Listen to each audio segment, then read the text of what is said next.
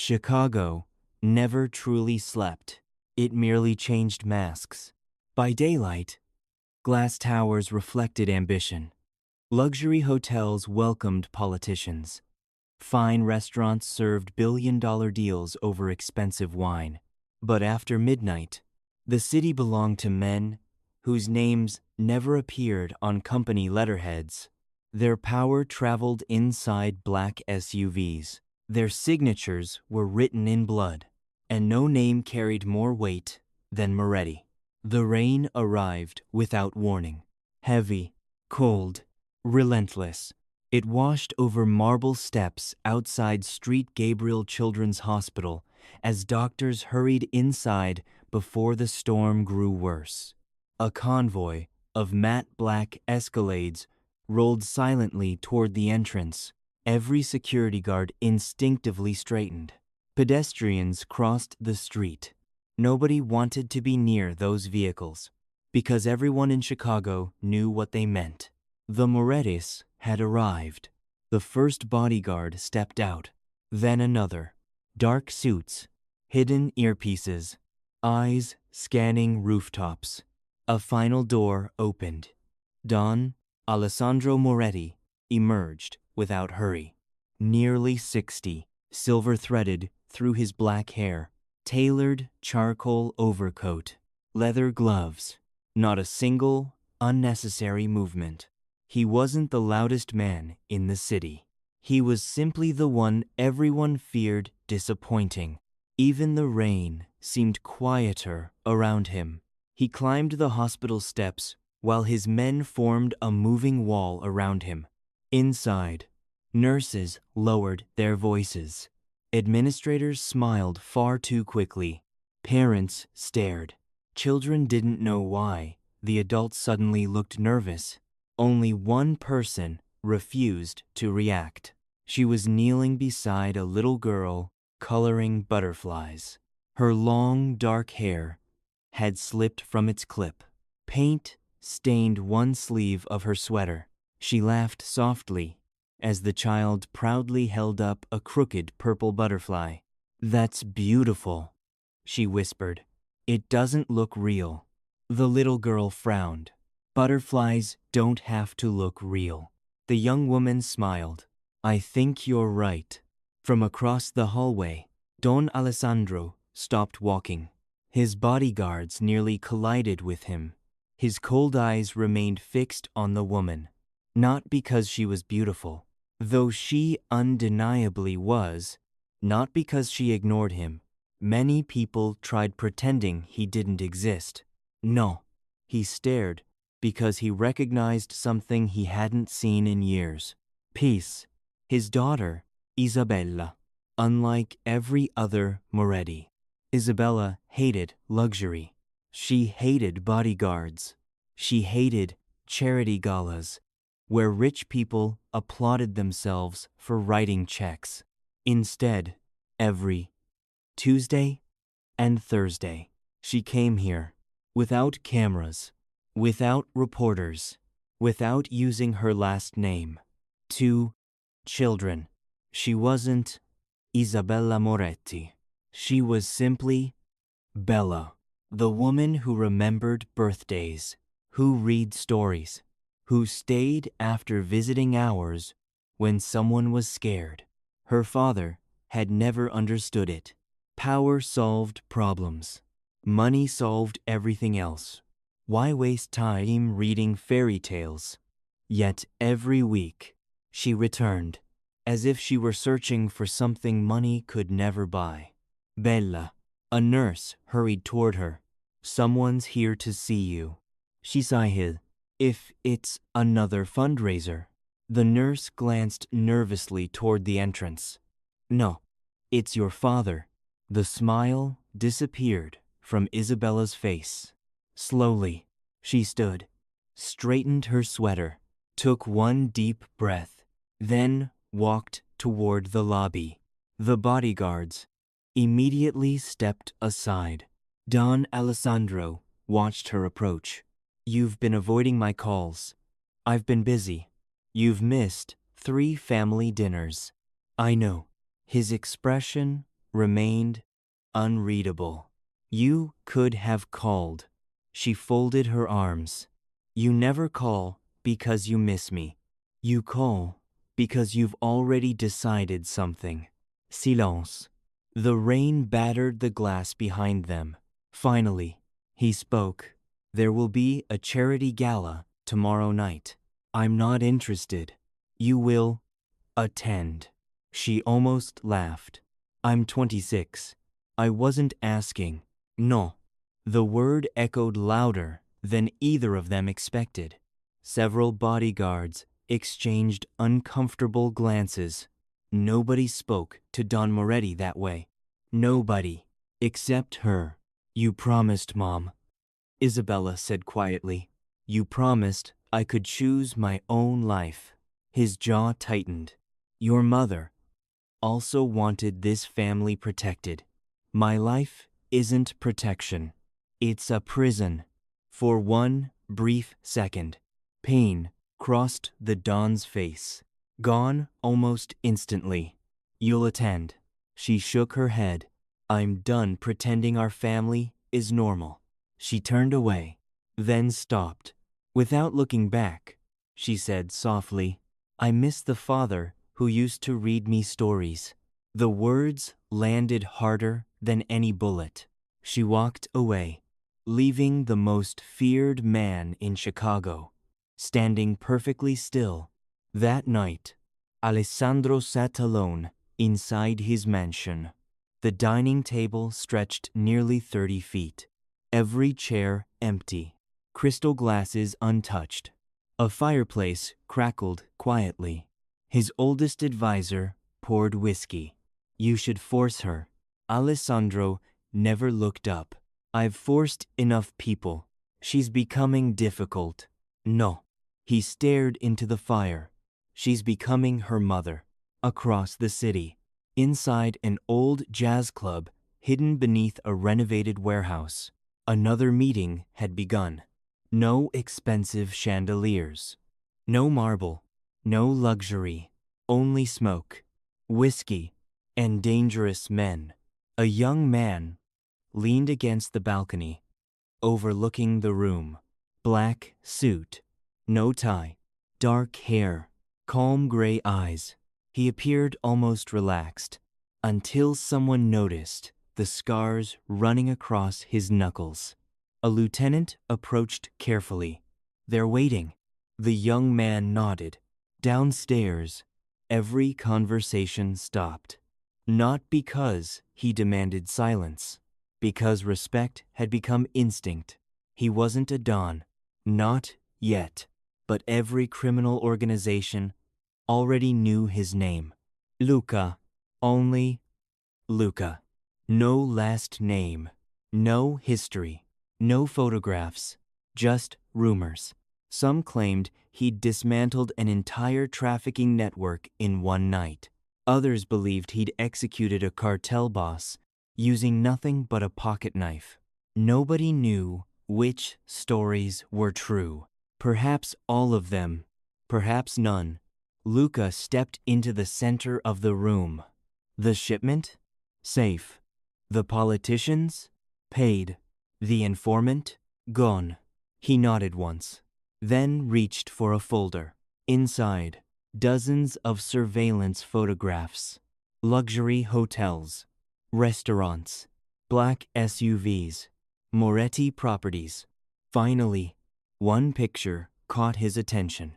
A young woman leaving Street Gabriel Children's Hospital, hair blowing in the wind, laughing at something outside the frame. He frowned. Who is she? One of the men answered. Don Moretti's daughter. Silence. Luca studied the picture longer than necessary. She volunteers there twice every week. He kept staring. No security? She always dismisses them. Another pause. Then he quietly closed the folder. Keep watching. Nothing more. Yet every man in the room noticed something unusual. Luca never asked about innocent people. Never. 3 nights later, Chicago gathered beneath crystal chandeliers inside the historic Blackstone Grand Hotel. The annual Children's Hope Foundation Gala. Politicians, judges, CEOs, celebrities. Every camera flashed as limousines arrived. Then, every conversation stopped. A fleet of black SUVs pulled to the entrance. Don Alessandro stepped out first. Then Isabella. She wore an elegant midnight blue gown. Simple, timeless, no extravagant jewelry. Only the silver necklace that had belonged to her mother. Photographers shouted her name. She smiled politely.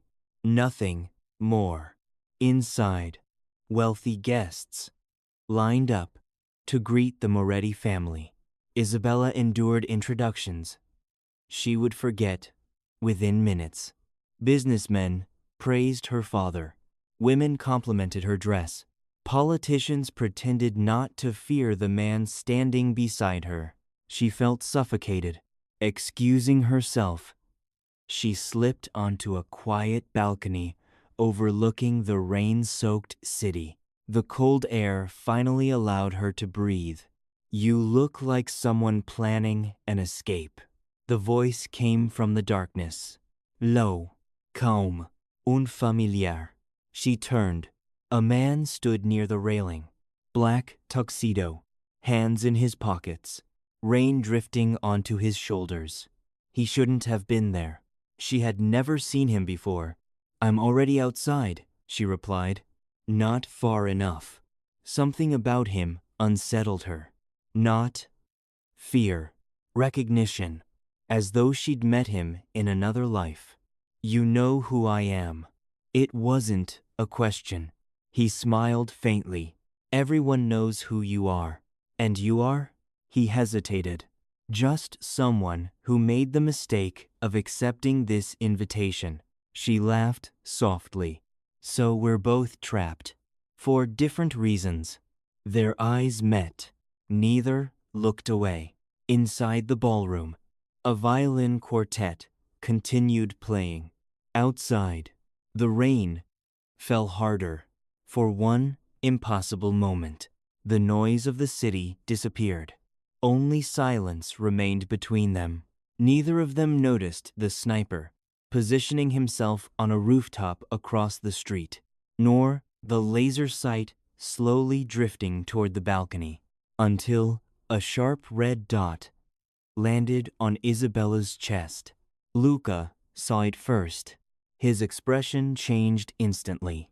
Without thinking, he lunged forward, grabbing Isabella by the waist and throwing both of them to the marble floor.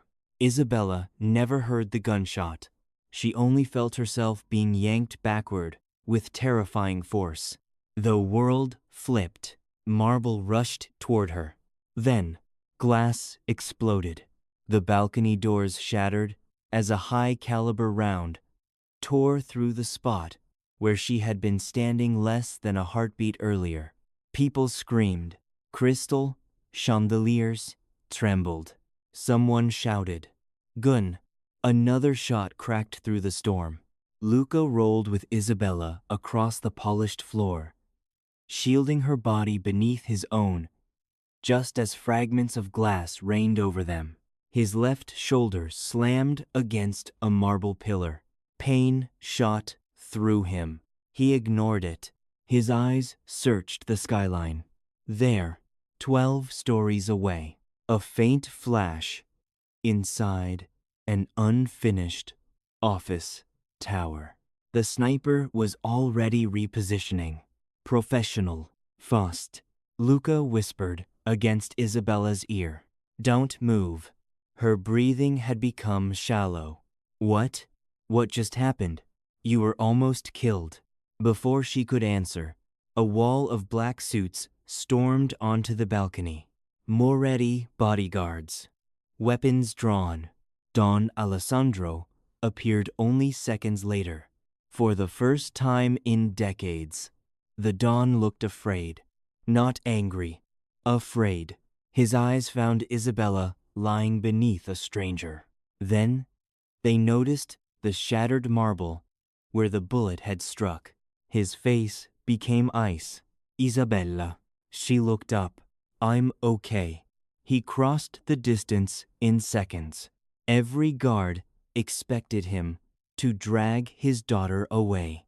Instead, his attention shifted to the unknown man who still knelt beside her. You. His voice could have frozen fire. Who are you? Luca stood slowly, calmly. Rain dripped from his jacket. He never reached for a weapon, never looked intimidated. I believe introductions can wait. Another shot echoed outside. Everyone instinctively ducked. Except Luca. His eyes never left the skyline. The shooter has another angle. One of Alessandro's captains barked, "Kill him." 5 pistols immediately pointed at Luca. Isabella stepped between them before anyone could react. No. Every head turned toward her. He saved me. The room fell silent. Alessandro stared at his daughter, then at the stranger. Finally, he lowered one hand. Stand down.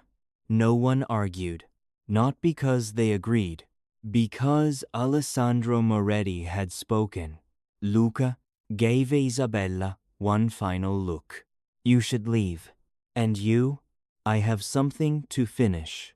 Without waiting for permission, he disappeared into the terrified crowd. Within seconds, he was gone. 3 blocks away, the sniper sprinted across the rooftop. His breathing remained controlled. Mission failed. Target alive. Payment reduced. He reached the fire escape. Almost. A shadow stepped out from the darkness. So, Luca's voice carried no anger. You missed. The sniper froze. Impossible. He had watched the ballroom, watched the exits. How had this man gotten here first? He reached for the pistol hidden beneath his jacket. Luca was already moving. 3 steps. 1 elbow. A broken wrist. The weapon clattered across wet concrete. The sniper swung a knife. Luca caught the arm. Twisted. Bones snapped with a sickening crack. The man screamed. Luca shoved him against the rooftop wall. Who hired you? Silence. The sniper spat blood. You'll never. The knife suddenly buried itself into the concrete beside the sniper's head. Less than an inch away. Luca hadn't thrown it to kill. He had thrown it to make a point. I'll ask once. The sniper laughed. Then, his expression changed. Someone else had appeared. Not Luca's men.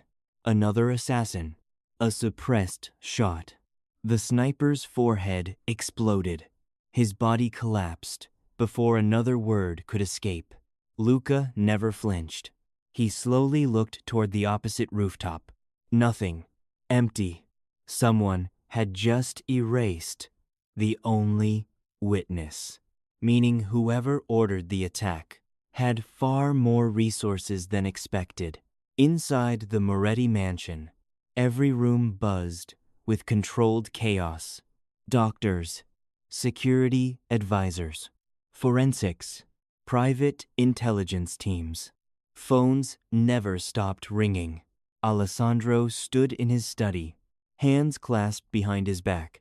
No whiskey tonight, only silence. His chief of security entered. The shooter escaped. No, Alessandro answered quietly. The shooter was silenced. The captain frowned. You think there were 2 teams? I know there were. He walked toward the window, overlooking the rain-soaked estate. Someone wanted Isabella dead, and someone wanted us to never discover why. He turned. Find the man who saved her. We're already trying. No. His voice hardened. I want everything. Name, family, bank accounts, military history. I want to know what he eats for breakfast. Meanwhile, Luca drove alone through downtown Chicago. No music, no phone calls, only windshield wipers pushing away relentless rain. He replayed the balcony in his mind, the laser sight, the panic in Isabella's eyes, the instinct that had made him move before thinking. That bothered him. Instinct got men killed. Emotion got empires destroyed. He had spent 20 years eliminating both. Yet, when he saw the red dot on her dress, none of his rules mattered. His phone vibrated. Damien, his oldest friend. You disappeared. I know. You saved her. Silence. That wasn't part of the plan. I know. You looked at her like... Luca interrupted. I don't know what you're talking about. Damien said. Neither do you. The next morning, Chicago newspapers exploded. Attempted assassination at charity gala. Mysterious hero saves. Moretti, heiress. Who is the unknown man? Television networks replayed blurry security footage. The image spread everywhere. A man throwing Isabella to safety. His face hidden. His identity unknown. Within hours, every criminal organization in America had seen it, including Vittorio De Luca. He watched the footage without blinking. Replay. Again. Again. Finally, he smiled. So, he whispered, you've finally met. One of his advisors looked confused. Should we eliminate the witness? Vittorio shook his head. No. He paused. This is much better. He walked toward a wall, covered in photographs. Moretti family, political leaders, judges, crime boss, and one faded picture taken over 20 years earlier. Two little boys stood beside a black Cadillac, one smiling, one serious.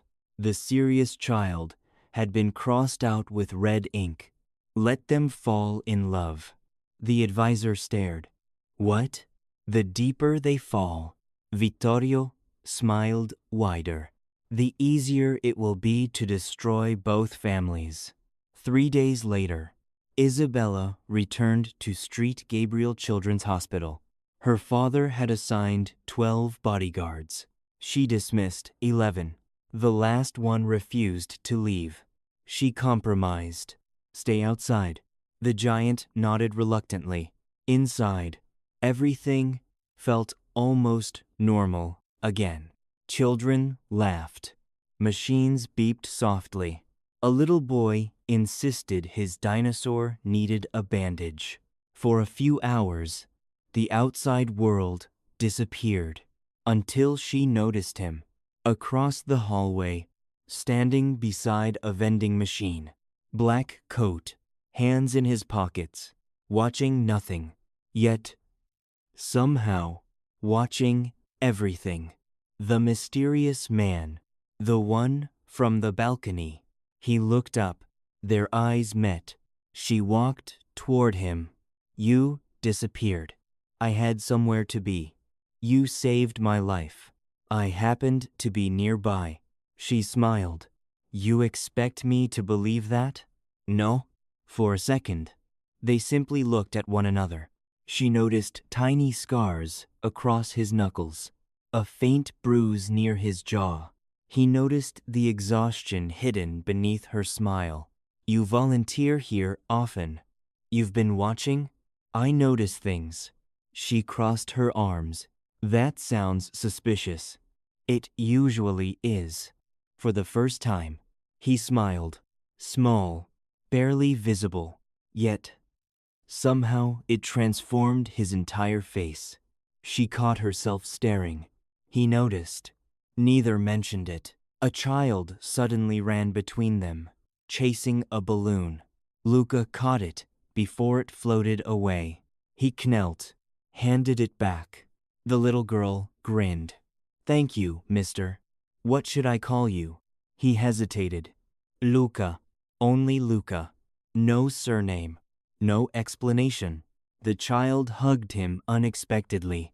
He froze, as though he'd forgotten what simple kindness felt like. Isabella saw it. Something inside her shifted. This wasn't the man newspapers imagined. There was sadness behind those eyes. An old sadness. The kind that never truly disappeared. Coffee? The invitation escaped before she thought about it. He looked surprised. You trust strangers? I probably shouldn't. Probably not. But you still saved me. He considered refusing.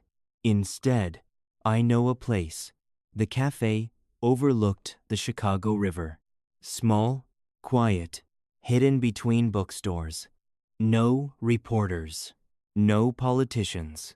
No bodyguards inside. Only rain tapping softly against old windows. Isabella stirred her coffee. I never thanked you. You already did. I didn't. You smiled. She laughed. That's enough? For most people. She leaned forward. Who are you really? Luca looked out the window. I've spent a long time trying not to answer that question. So there is an answer. There always is. But you're not telling me. No.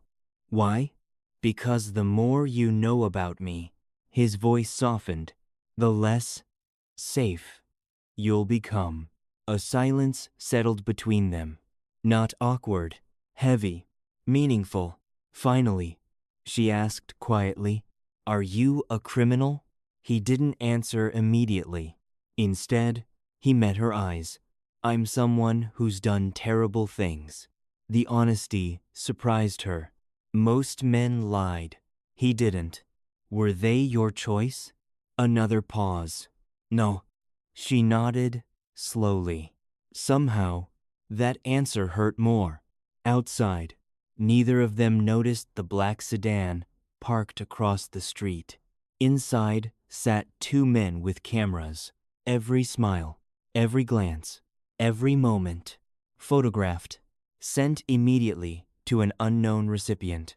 That evening, those photographs landed on Don Alessandro's desk. He stared at them for a very long time. His daughter, laughing, smiling, looking at a stranger, the way she hadn't looked at anyone in years. His oldest advisor finally spoke. Should we remove him?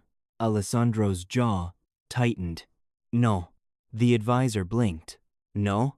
If he wanted her dead. Alessandro slowly closed the folder. She would already be dead. He looked once more at Luca's face. Something about the young man felt hauntingly familiar, a feeling he couldn't explain.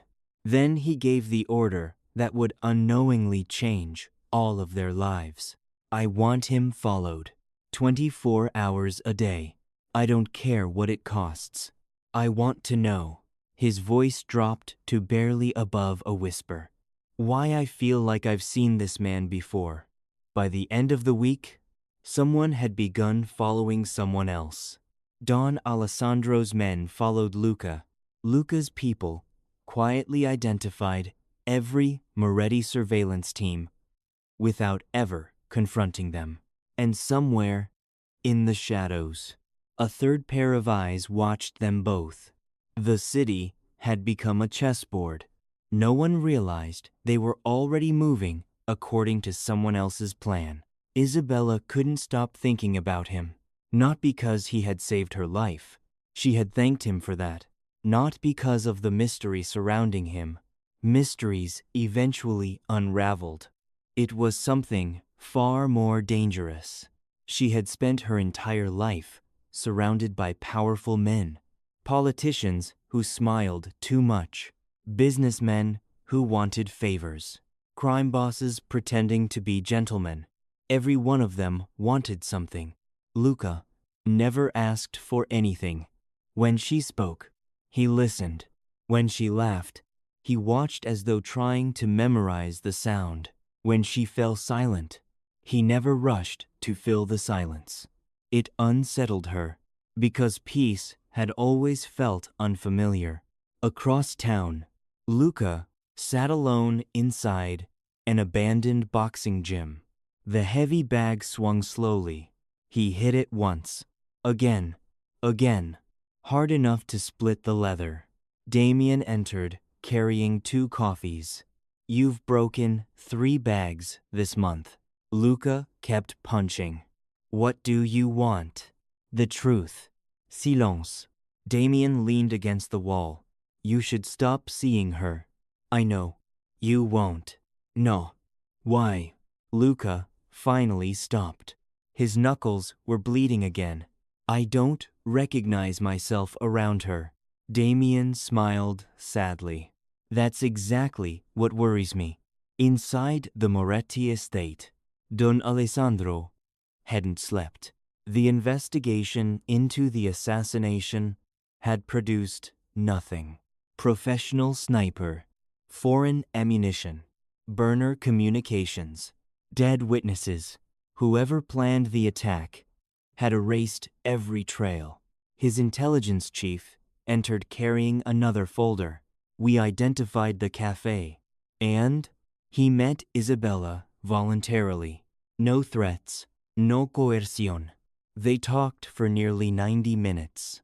Alessandro slowly looked up. What did they discuss? We don't know. They chose a table outside microphone range. For the first time in years.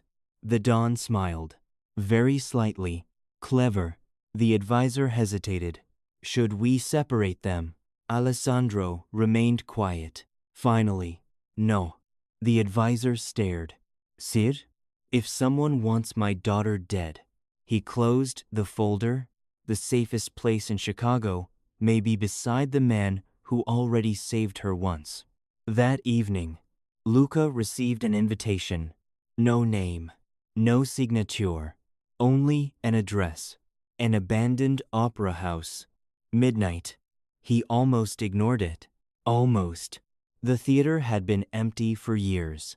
Dust floated through beams of moonlight. Rotting velvet curtains swayed in the wind. Luca stepped onto the stage. I know you're here. Applause echoed slowly from the darkness. 1, 2, 3 claps. Vittorio De Luca emerged from the shadows. Perfectly dressed. Silver-haired. Elegant.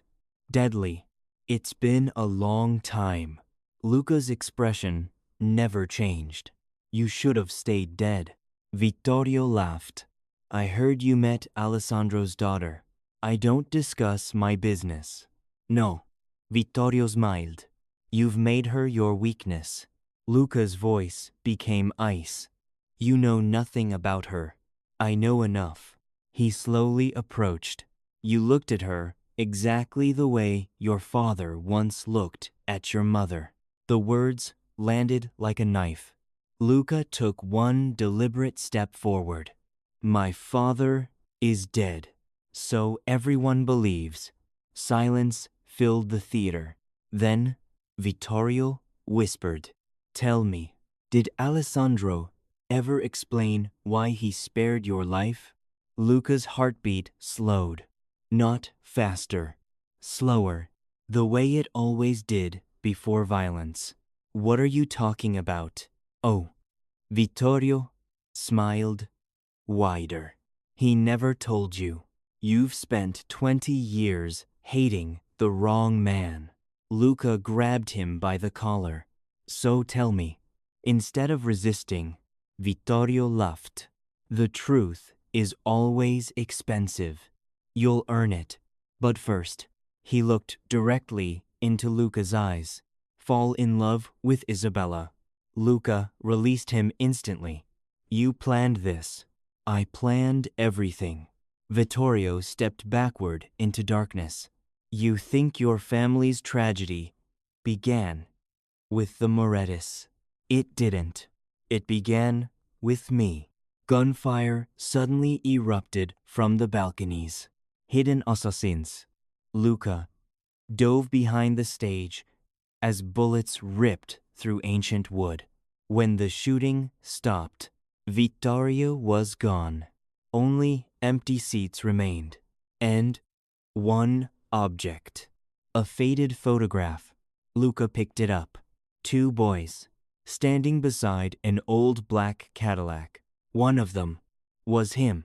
The other, a young Marco De Luca, Vittorio's dead son. Someone had carefully torn the photograph in half. Meanwhile, Isabella woke to the sound of breaking glass. Her bedroom window shattered inward. A smoke grenade rolled across the floor. Within seconds, alarms screamed throughout the mansion. Bodyguards flooded the hallway. Miss Moretti. She grabbed the nearest lamp. The room filled with smoke. A dark figure appeared. She swung. The stranger caught her wrist. Easy. She froze. Luca? He lowered the lamp carefully. We have to leave. How did you get in here? No time. Outside, automatic gunfire erupted across the estate. Black SUVs burned near the front gates. The Moretti mansion had become a battlefield. Luca handed her a compact pistol. I don't know how to. You won't need it. Then why give it to me? So you stop feeling helpless. Their eyes locked. Another explosion shook the house. The lights went out. Complete darkness. Instinctively, Isabella reached for his hand. Neither of them realized she had done it. Luca looked down at their fingers intertwined. For one impossible second, the war disappeared. Then someone screamed downstairs. Reality returned. He tightened his grip. Stay behind me. The mansion's marble corridors echoed with gunfire. Bodyguards exchanged fire from behind massive columns. Smoke drifted beneath priceless paintings. Broken chandeliers covered the floor in glittering shards. Luca moved with terrifying precision. Every decision came before danger. Every movement protected Isabella first. An assassin appeared at the end of the hallway. Before Isabella could react, Luca pushed her behind him. One shot. The attacker collapsed. Another rushed from a side corridor. Luca disarmed him with brutal efficiency before slamming him unconscious against the wall. She stared. You could have killed him. I didn't need to. You always know exactly how much force to use? His answer came quietly. No, I learned. They reached the grand staircase. Below, Don Alessandro stood surrounded by loyal men, a pistol in each hand. His tailored black suit was streaked with blood that wasn't his. When he looked up, he saw them, his daughter alive, protected by the stranger. Relief flashed across his face, only for an instant.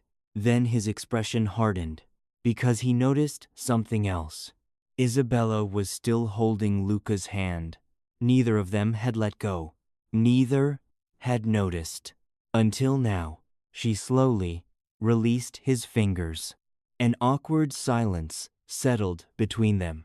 Alessandra descended the final step. He stopped only inches from Luca. You protected her. Yes, you entered my home without permission. Yes, you killed men inside my house. They were trying to kill your daughter. The Don studied him, then did something that stunned everyone present. He extended his hand. My family owes you a debt. Gasps echoed through the ruined hall. A Moretti Don. Thanking a stranger? Luca looked at the offered hand. After a long pause, he accepted it. For the briefest moment, their hands met. The older man's eyes narrowed almost imperceptibly, there was something familiar. Not the face, not the voice, the grip. It reminded him of someone he'd once known, someone he'd believed was gone forever. Before Alessandro could speak, another guard rushed into the hall. "Boss, they found something." "What?" The guard swallowed hard. "A buddy. In the East Garden. It's one of the attackers." "What about him?" The guard looked pale. "He has the Romano family crest tattooed on his neck." Silence. Absolute silence. Alessandro slowly turned toward Luca. Luca's expression remained unreadable, but inside, everything had begun to collapse, because for the first time, the name Romano was no longer a ghost. It had returned, and with it, the past that someone had spent 20 years trying to bury. Silence spread across the ruined hall. The Romano crest. The words lingered like smoke. Don Alessandro looked at the lifeless assassin lying in the garden, then slowly turned toward Luca. For the first time, neither man saw an enemy. They saw a question that had haunted both of them for 20 years. Before anyone could speak, another explosion echoed beyond the mansion gates. Not another attack. A diversion. One of Alessandro's security officers sprinted inside. "Miss Isabella is gone." Every face froze. The panic hit Alessandro first. When, seconds ago, the cameras went black. Her tracking bracelet was disabled. Luca's pulse dropped into the cold, focused rhythm that had always preceded impossible decisions. "Show me the surveillance room." The mansion's security center looked like a battlefield. Monitors flickered. Hard drives had been destroyed. But one camera had survived for less than 3 seconds after the blackout. 3 seconds were enough. Luca replayed the footage again and again. A black sedan. No license plate. A driver wearing gloves. Then, "Es Silva sine ring." His expression changed. Damien noticed immediately. "You know that ring." Luca nodded. "I've seen it before." "Where?" Luca answered quietly. "On Vittorio." Hours later, rain fell over an abandoned harbor on Chicago's south side. Old warehouses stood like forgotten monuments. Rusted cranes creaked above dark water. Inside one warehouse, Isabella slowly opened her eyes. Her wrists were tied to a wooden chair. Across the room, candles illuminated old photographs pinned across an enormous wall. Morettis, Romanos, politicians, judges, police commissioners, every picture connected by red string. At the center, a single photograph from 20 years earlier. 2 young boys. One was Luca. The other, a child Isabella had never seen. "You finally noticed." The voice echoed through the warehouse. Vittorio stepped into the light, perfectly dressed, calm, smiling. "You," Isabella whispered. "Why?" He looked almost disappointed. "Because peace is terrible for business." He walked toward the wall. "For 20 years, I allowed your father to believe he destroyed the Romano family. I allowed Luca to believe Alessandro murdered everyone he loved. And while they hated each other, I built an empire." She stared in disbelief. "You murdered innocent people." He smiled. "I manipulated frightened men into making terrible choices. There is a difference." "There isn't." "No," he admitted softly. "There really isn't anymore." Outside, black SUVs stopped more than a mile away. No headlights, No sittings. Luca stepped out first. Alessandro joined him. Neither man spoke for several seconds. Finally, Alessandro broke the silence.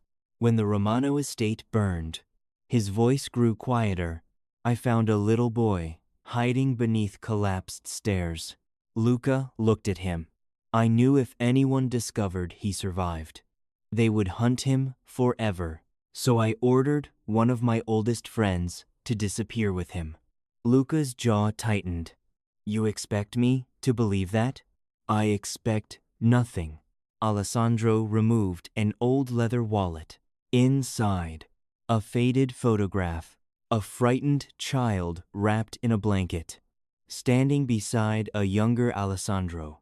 On the back, written in fading ink, for Luca.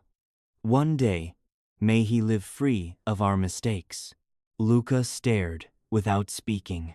Every memory he had built, every certainty, began to fracture. Inside the warehouse, Vittorio loaded a pistol. I've waited a long time for tonight. Isabella refused to lower her eyes. My father will find me. He already has. And Luca. Vittorio smiled. He'll come too. That's the beauty of love. It makes intelligent people predictable. The warehouse doors exploded inward. Smoke flooded the entrance. Security lights shattered. Men shouted. But unlike the wars that had defined Chicago for decades, this wasn't an army charging another. It was two groups working together, not to seize territory, not for revenge, to save one life. Luca moved through the darkness with controlled precision. Alessandro covered another corridor. They trusted each other only as much as the moment required. Nothing more, nothing less. Gunfire echoed, then stopped. One by one, Vittorio's hired mercenaries surrendered as police tactical teams, already alerted anonymously, before the rescue surrounded the docks. Escape routes disappeared. The empire Vittorio had built on lies collapsed in minutes. At the center of the warehouse, Vittorio held Isabella at gunpoint. Luca stopped several feet away. So, Vittorio said calmly, the lost son finally came home. Let her go. I gave you a family. You gave me hatred. I made you strong. You made me empty. Vittorio's smile faded. You would choose her over everything you've spent your life becoming? Luca looked at Isabella without hesitation. Yes. The answer filled the warehouse. Simple, certain, real. For the first time in years, Luca understood strength wasn't measured by fear. It was measured by what you refused to lose. Vittorio fired. A single shot. Alessandro moved instinctively. The bullet struck his shoulder as he shoved Isabella aside. Chaos erupted. Police rushed forward. Vittorio tried to flee. He never reached the door. Surrounded from every direction, he slowly lowered his weapon. The war he had orchestrated for decades ended not with victory, but with handcuffs. Weeks later, Chicago looked different. Federal investigations dismantled the criminal networks Vittorio had manipulated for years. Corrupt officials resigned. Witnesses finally came forward. Families that had lived in fear began rebuilding. Alessandro stood before a federal judge. He accepted responsibility for the crimes committed under his leadership and chose to cooperate with investigators, knowing it was the only chance to end the cycle that had consumed generations. Before leaving the courtroom, he found Isabella waiting. I wanted to protect you. She held his hand. I know. You deserved a better father. You can still choose to become one. He smiled through tired eyes. It was the first genuine smile she had seen from him since she was a little girl. Spring arrived. The rain finally gave way to sunlight. A small bookstore overlooked Lake Michigan. No armed guards, no black SUVs, only shelves filled with stories. Luca stood outside, holding a cardboard box of books. You still don't know how to organize these. Isabella laughed. I was hoping you'd help. I suppose I can. She stepped closer. What happens now? He looked toward the water. No more running. No more lies. No more wars. She reached for his hand. This time, neither of them let go. Some scars would never disappear. Some memories would always hurt. But they no longer belonged to the past that had defined them. They belonged to the future they had chosen together. As the evening sun reflected across the lake, Chicago continued moving around them. For the first time, they weren't survivors trapped by someone else's story. They were finally writing one of their own. And somewhere beyond the city's skyline, hope quietly replaced the echo of old wars. Silence spread across the ruined hall. The Romano crest. The words lingered like smoke. Don Alessandro looked at the lifeless assassin lying in the garden, then slowly turned toward Luca. For the first time, neither man saw an enemy. They saw a question that had haunted both of them for 20 years. Before anyone could speak, another explosion echoed beyond the mansion gates. Not another attack, a diversion. One of Alessandro's security officers sprinted inside. Miss Isabella is gone. Every face froze. The panic hit Alessandro first. When? Seconds ago. The cameras went black. Her tracking bracelet was disabled. Luca's pulse dropped into the cold, focused rhythm that had always preceded impossible decisions. Show me the surveillance room. The mansion's security center looked like a battlefield. Monitors flickered. Hard drives had been destroyed. But one camera had survived for less than 3 seconds after the blackout. 3 seconds were enough. Luca replayed the footage again and again.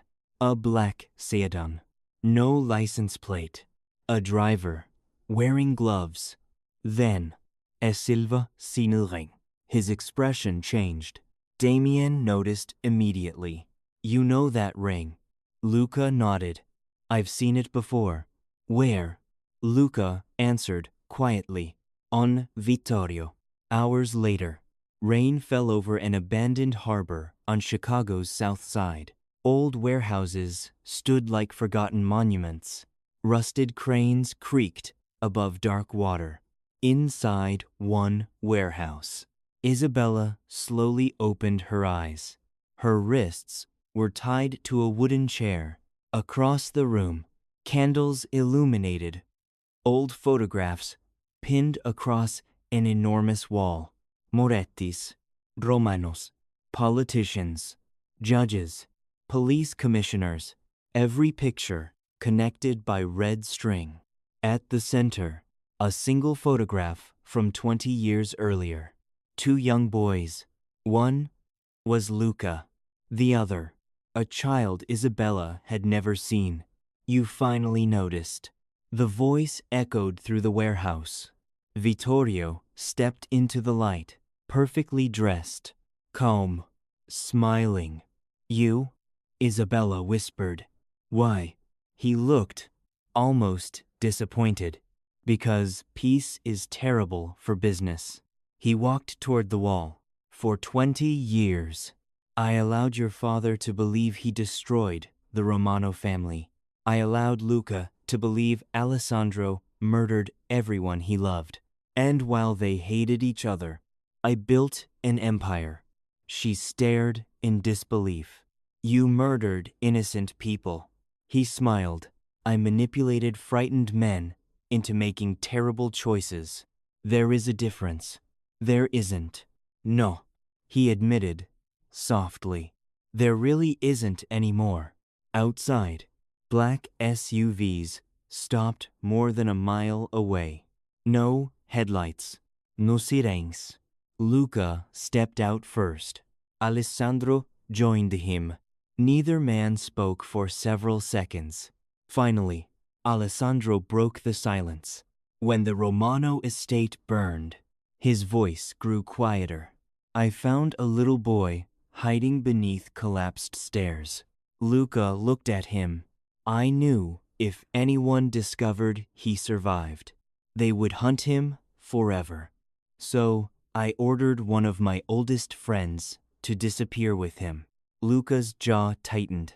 You expect me to believe that? I expect nothing. Alessandro removed an old leather wallet. Inside, a faded photograph. A frightened child wrapped in a blanket, standing beside a younger Alessandro. On the back, written in fading ink, for Luca. One day, may he live free of our mistakes. Luca stared without speaking. Every memory he had built, every certainty, began to fracture. Inside the warehouse, Vittorio loaded a pistol. I've waited a long time for tonight. Isabella refused to lower her eyes. My father will find me. He already has. And Luca. Vittorio smiled. He'll come too. That's the beauty of love. It makes intelligent people predictable. The warehouse doors exploded inward. Smoke flooded the entrance. Security lights shattered. Men shouted. But unlike the wars that had defined Chicago for decades, this wasn't an army charging another. It was two groups working together. Not to seize territory, not for revenge, to save one life. Luca moved through the darkness with controlled precision. Alessandro covered another corridor. They trusted each other only as much as the moment required. Nothing more, nothing less. Gunfire echoed, then stopped, one by one. Vittorio's hired mercenaries surrendered as police tactical teams already alerted anonymously before the rescue surrounded the docks. Escape routes disappeared. The empire Vittorio had built on lies collapsed in minutes. At the center of the warehouse, Vittorio held Isabella at gunpoint. Luca stopped several feet away. So, Vittorio said calmly, the lost son finally came home. Let her go. I gave you a family. You gave me hatred. I made you strong. You made me empty. Vittorio's smile faded. You would choose her over everything you've spent your life becoming? Luca looked at Isabella without hesitation. Yes. The answer filled the warehouse. Simple, certain, real. For the first time in years, Luca understood strength wasn't measured by fear. It was measured by what you refused to lose. Vittorio fired. A single shot. Alessandro moved instinctively. The bullet struck his shoulder as he shoved Isabella aside. Chaos erupted. Police rushed forward. Vittorio tried to flee. He never reached the door. Surrounded from every direction, he slowly lowered his weapon. The war he had orchestrated for decades ended not with victory, but with handcuffs. Weeks later, Chicago looked different. Federal investigations dismantled the criminal networks Vittorio had manipulated for years. Corrupt officials resigned. Witnesses finally came forward. Families that had lived in fear began rebuilding. Alessandro stood before a federal judge. He accepted responsibility for the crimes committed under his leadership and chose to cooperate with investigators, knowing it was the only chance to end the cycle that had consumed generations. Before leaving the courtroom, he found Isabella waiting. "I wanted to protect you." She held his hand. "I know. You deserved a better father. You can still choose to become one." He smiled through tired eyes. It was the first genuine smile she had seen from him since she was a little girl. Spring arrived. The rain finally gave way to sunlight. A small bookstore overlooked Lake Michigan. No armed guards, no black SUVs, only shelves filled with stories. Luca stood outside, holding a cardboard box of books. "You still don't know how to organize these." Isabella laughed. "I was hoping you'd help." "I suppose I can." She stepped closer. "What happens now?" He looked toward the water. "No more running. No more lies. No more wars." She reached for his hand. This time, neither of them let go. Some scars would never disappear. Some memories would always hurt. But they no longer belonged to the past that had defined them. They belonged to the future they had chosen together. As the evening sun reflected across the lake, Chicago continued moving around them. For the first time, they weren't survivors trapped by someone else's story. They were finally writing one of their own. And somewhere beyond the city's skyline, hope quietly replaced the echo of old wars. 6 months later, Chicago still remembered the names: Moretti, Romano. For decades, those names had meant fear. Now, they meant testimony, court records, history books, and a warning about what happened when power mattered more than people. The old Moretti estate stood empty. The gates remained open. The luxury cars were gone. The guards had disappeared. Workers carefully removed the last marble plaque bearing the family crest. One of them asked another, "What are they building here?" The answer came quietly: a rehabilitation center for children who lost their families to violence. The man nodded. "That's a better use of the land." Inside a federal correctional facility, Alessandro Moretti folded another letter. He had written one every Sunday. Some weeks Isabella visited. Some weeks she didn't. He never complained.